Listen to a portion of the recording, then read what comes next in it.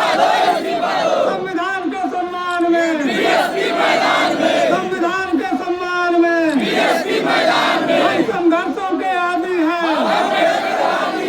हमेशा हमेशा हमेशा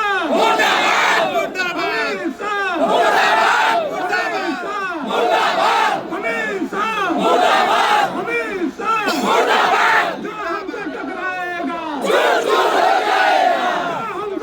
टकराएगा, जो हमसे टकराएगा, हमेशा तेरा घमंड, हमेशा तेरा घमंड हरिजन के सम्मान में, हरिजन के सम्मान में। प्रदर्शन क्या कुछ मामला रहा आज धरना प्रदर्शन आप लोगों ने किया है? देखिए, धरना तो बहुत शानदार हुआ। प्रदर्शन नहीं था, सिर्फ धरना था, क्योंकि माननीय बहन जी का निर्देश था कि शांतिपूर्ण होना चाहिए। वही जो नाराजगी है लोगों के अंदर, जो अमित शाह जी ने राज्यसभा के अंदर जो बात कही थी, बाबा साहब का जो अपमान किया था, उसको लेकर बहुत लोगों में नाराजगी है।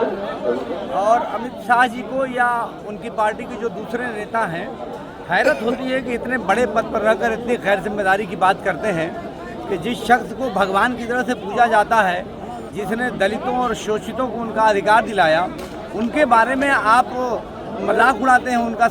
उसमें आके खड़े होकर राज्यसभा और लोकसभा में जहां कानून बनाया जाता है, यानी जहां कानून बनाया जाता है उसी सदन में कानून बनाने वाले का मजाक आप उड़ा रहे हैं, तो देश का मजाक उड़ा रहे हैं।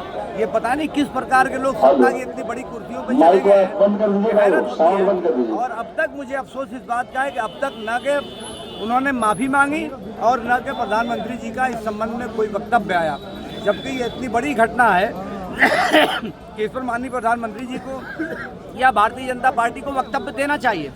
लेकिन आप समझिए कि वो वक्तव्य इसलिए नहीं देना चाहते हैं क्योंकि उनके मन की बात कही है। जो इन लोगों के मन में जो बात है वो इन्होंने अपने मन की बात कही है, अमित शाह जी के माध्यम से कहलवाया है सरकार ने। इसीलिए न सरकार, न भारतीय जनता पार्टी, न देश के प्रधानमंत्री, न उनके बोलने की एक मरतबा भी निंदा करते हैं, न उनके खिलाफ कोई कार्रवाई करते हैं। तो जो लोग हैं यहाँ, जिनको आरक्षण की आवश्यकता है, जो बहुत शोषित और जो बहुत पिछड़े हुए लोग थे, जिनको बाबा साहब ने अधिकार दिया, उनको सोचना है कि इन लोगों को सत्ता में रहने का कोई अधिकार नहीं है और इन लोगों को सत्ता से कैसे उतारा जाए, इस पर चिंता करने की और मंथन करने की आवश्यकता है। क्या आप लोग के धरना देने से या इस तरीके से विरोध करने पर देखिए, सरकार झुकेगी? जो बाबा साहब ने जो कानून बनाया या जो संविधान बनाया, उस संविधान का ही एक हिस्सा है कि अपनी बात को कहना हो तो लोकतांत्रिक तरीके में कहा जाना चाहिए। तो लोकतंत्र का एक पहला चरण है कि पहले चरण में हम लोगों ने शांतिपूर्ण धरना दिया। अब दूसरे चरण में बहन जी का आदेश होगा कि प्रदर्शन करना है, सड़कों को जाम करना है। तो जो भी लोकतांत्रिक तरीका होगा अपनी आवाज़ को इन बेहिस लोगों तक पहुंचाने का, उन तक पहुंचाने का प्रयास करने के लिए आप सब तरीके अपनाए जाएंगे। Thank you.